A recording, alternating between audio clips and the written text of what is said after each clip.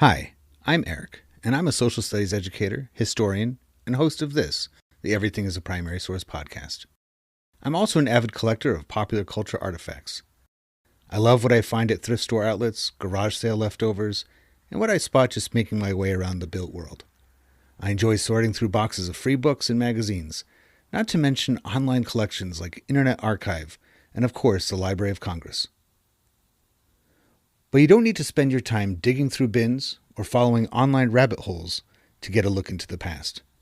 The movies and TV we watch, the books we read, and the games we play are all documents of the past. So is fashion, food, music, toys, even the roads we travel on and the places we live and work in. Everything is a primary source. This podcast is the result of exhibiting these kinds of artifacts in public, getting passersby to select an item they connect with, and then chatting with me to see what it says about the time, place, and people who made it. The conversation you are about to hear, therefore, is your history, my history, our history, through popular culture.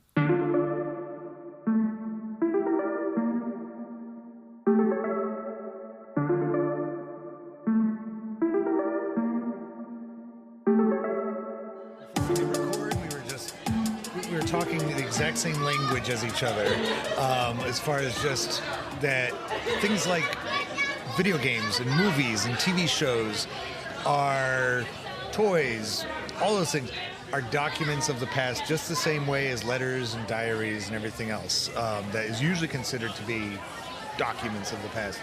And I was admiring your t-shirt, your Atari t-shirt, and your Flynn arcade jacket that you have. You say you do some cosplaying and some movies and things like that? Yeah, so I'm an actor and a writer and a cosplayer. I live in Vermont, and I've been doing the acting thing for 35 years. In fact, tomorrow I got to go down to North Reading, Mass, and redo some ADR for some lines that didn't quite get picked up the right way by the microphone. So, yeah. You are part of the process of making these same documents, is what you're saying, not just a collector of them, an appreciator of them. Yeah, I make my own history, but again, I was born in '65, raised in the '70s and '80s when Starlog magazine was the thing to have, or Mad magazine, or trading cards, Incredible Hulk trading cards, Jaws 2 trading cards, Star Wars trading cards, Close Encounters of the Third Kind. We didn't have cell phones. We didn't have all this streaming stuff, so we used our imaginations and got our, source from magazines and comic books and trading cards and stuff. So basically the society and the culture that's being celebrated today at Free Comic Book Day, and you said you're on your way up to Fun Spot in Laconia for the arcade there, basically was born in that time period. It was, and there's nothing like it. Like, you watch any 70s, 80s TV show, movie, song, they're still just as popular today.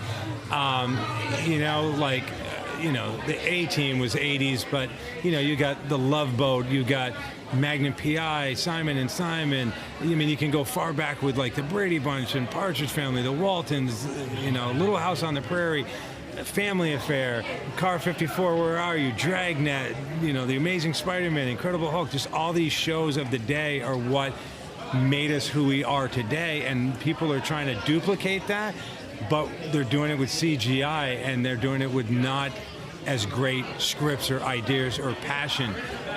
Right. I think that's what the big difference between, either whether they be reboots or remakes or sequels, all the modern versions of those same stories just don't have the same feel to them because there's not as much authenticity in it. It's not, in many cases. So what we're going to talk about right now is Tron. Yes. The film Tron. And I had the question is, how was it made? And you just said that you came across this amazing trove of Tron-related material, right? Original storyboards, original Polaroids, original, everything. I have a 3 to 4 minute, I don't know how long it is, but I think it's a 3 or 4 minute test footage, 35 millimeter reel that they use to figure out how to do the special effects correctly and stuff. I have since become friends with one of those people. I've been friends with him for about 12 or 14 years. His name is Jerry Rees. He's also famous for doing that animated movie, The Brave Little Toaster. Oh, I love that. Heartbreaking. Yeah, so we'll get back to Tron. He came into The Brave Little Toaster and really just took everything they had and had to reimagine the whole thing and make it what it is today. Anyways, I went to the Tron 30th anniversary out in LA at the Grauman's Chinese Theater in 2012 in October, and Tron, a lot of people are like, oh, those effects are so bad, but they were the first effects. If without those effects, you wouldn't have Jurassic Park, you wouldn't have 14 those what are those movies called with the car racing? Fast and Furious. Thank you. Yeah. You wouldn't have 12 Fast and the Furious movies. Like, without Tron in 1982, and what's funny is the light cycles and the recognizers and all that stuff was done on a computer the size of your refrigerator, and they couldn't send it anywhere. They could just save it, and they couldn't rewatch it. Like, it was ridiculous. Like, your phone has more computing power to do stuff than the computers that they use on Tron. Some of it was done old school way, like when you see, Tron or Stark or whatever, and they're glowing blue and red. Somebody hand painted every single one of those frames. They blew them up into a huge codolith. They shipped them off to Taiwan, and people hand painted blue and red lines on these uniforms and made them pulsate. So it really was partly groundbreaking and partly old school. And it just, I don't know, it's my second favorite movie of all time. And I just, after that movie was made, they never made a movie that way again. And I think you put it so well that they had, because they had to, given the time period that they're making it, they had to use practical things to make this futuristic computer-based, like you're inside of a game kind of feel to it, where, again, like you said, you could do that with ease. Like, anybody could do that now on a phone. You don't even need, but it says something about the era. So the people that are making that are the same people who, starting in the 60s, are starting to get kind of new ideas of what the future might hold, and by the time you get to the 80s, they can actually generate that into a motion picture and say, this is... I remember being kind of frightened by Tron when I was a kid, when I saw it, because it just seemed so... I don't know, I guess exactly what it was. It looked wild science fiction-y, but it also had a human touch to it, a human emotion to it, that it seemed kind of like it could happen, and it would be a bit terrifying to be stuck inside of technology like that. Yeah, like when Flynn gets zapped and gets digitized into the computer, and now he's in there. Yeah. It just, back in the day, because it's the past, history through pop culture, things like the show The Incredible Hulk and things like the miniseries V. Kenny Johnson always added human elements of, compassion and stuff into his stories, so that it wasn't just entertaining. There was always a message. There was always, like Dr. David Banner, a guy who, is down on his luck and he's running away from something because he didn't really do anything, and sort of like Planet of the Apes TV series. They were on the run because, whatever. But I think that's what's missing today is good, compassionate stories. Mm-hmm. It's what can we do with CGI to wow the audience? Yeah. And you don't have a story, you don't have compassion, you don't have a good script, and you don't, sometimes you don't even have good actors.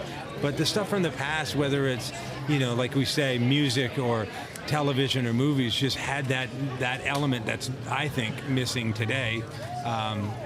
Why do you think we lost all of that? Is it just because of the generation of filmmakers that we have don't have that connection to a time before instant, for example, I remember when the Star Wars sequels were coming out and J.J. Abrams was making that,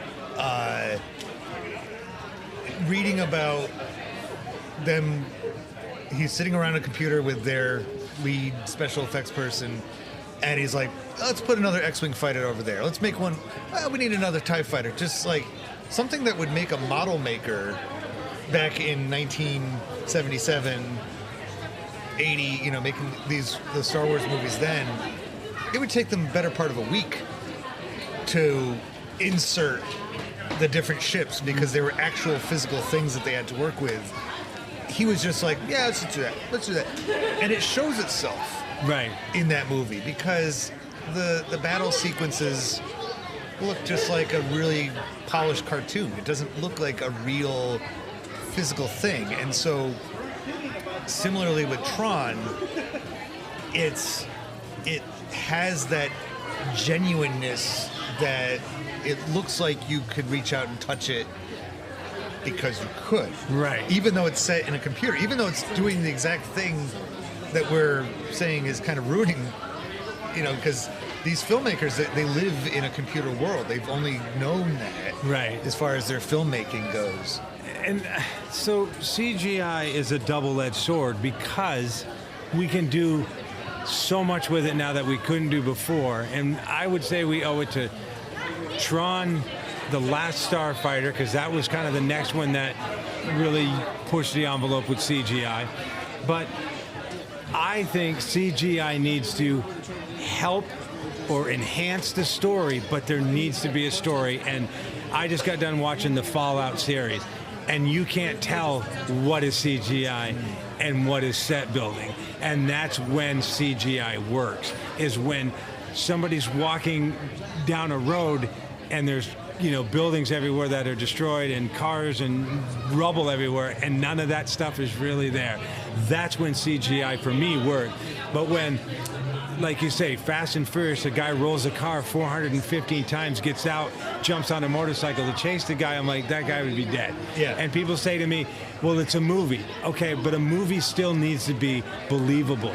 Like, if you can't roll a car 180 times in real life and walk away, you shouldn't be able to roll a car 180 times in a movie. It just shouldn't happen. So CGI is good when it's used properly to enhance, like in Mandalorian or Fallout or any of those shows that use it because destroying an entire city to film their movie is not an option.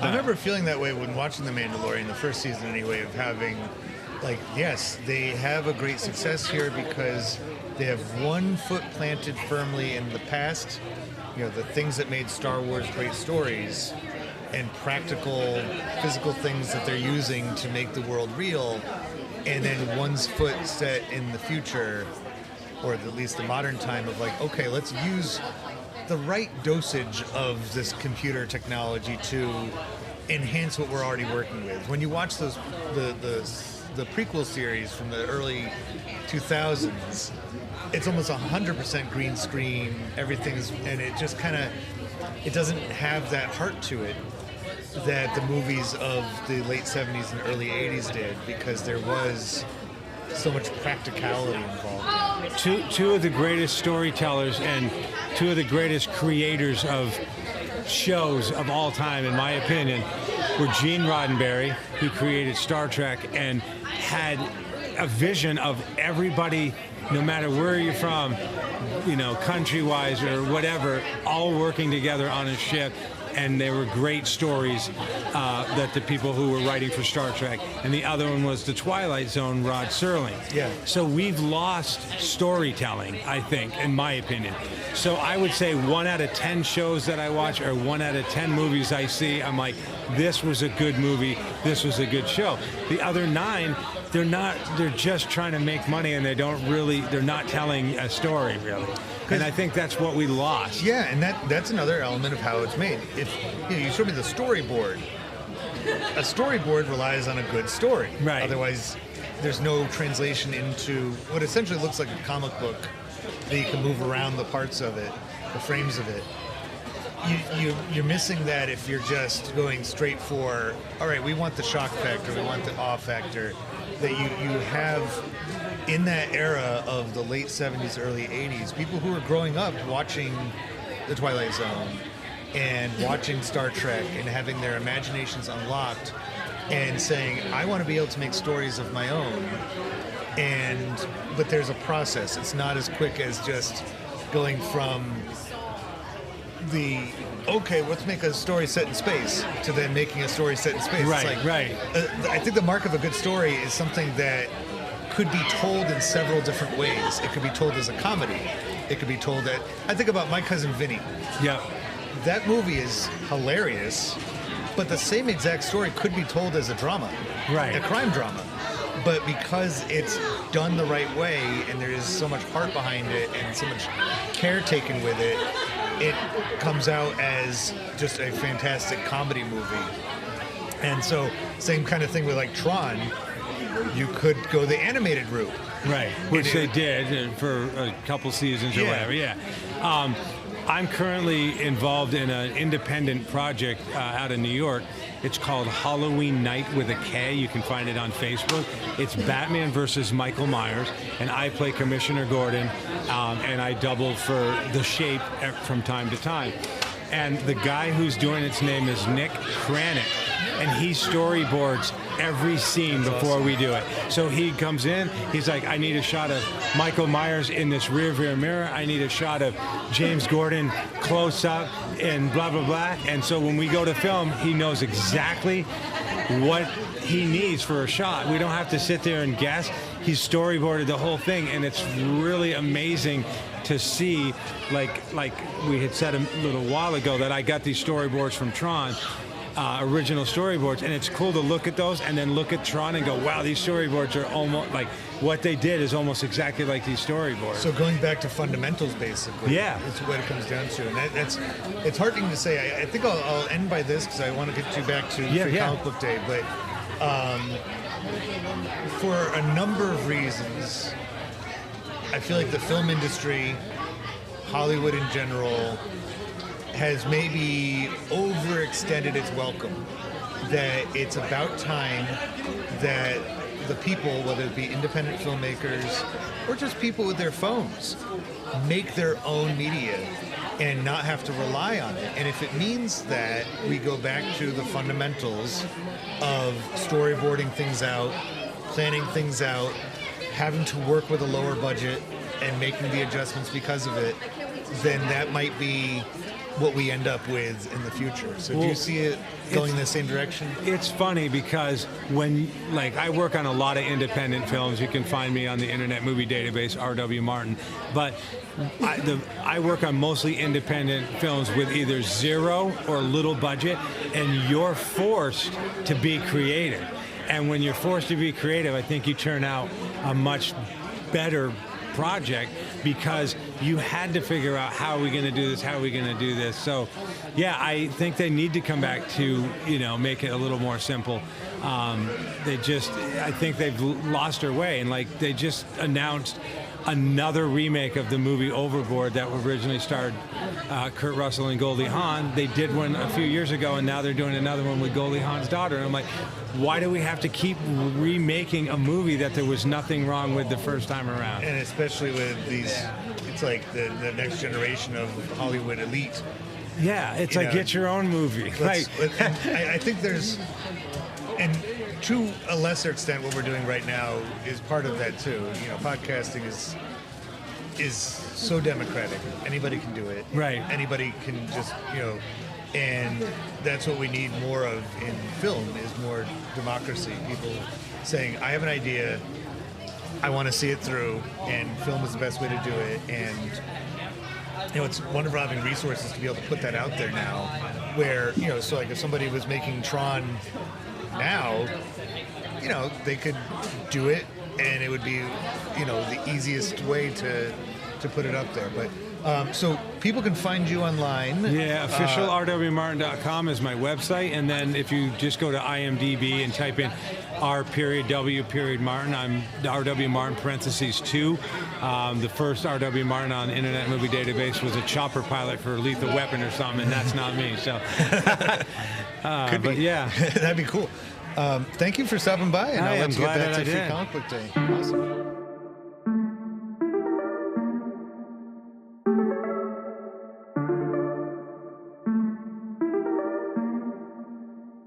Popular culture, by definition, connects and unites us, and proves that people of different backgrounds, in fact, have a lot in common with one another.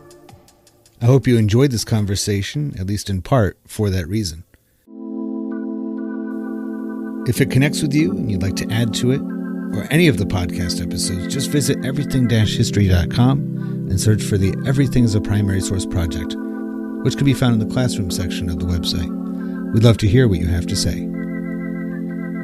Be sure to rate and share this podcast wherever you are listening to it now, and follow Everything as a Primary Source on social media, including YouTube and especially Instagram. Thank you for listening to the EPS podcast, where everything is a primary source.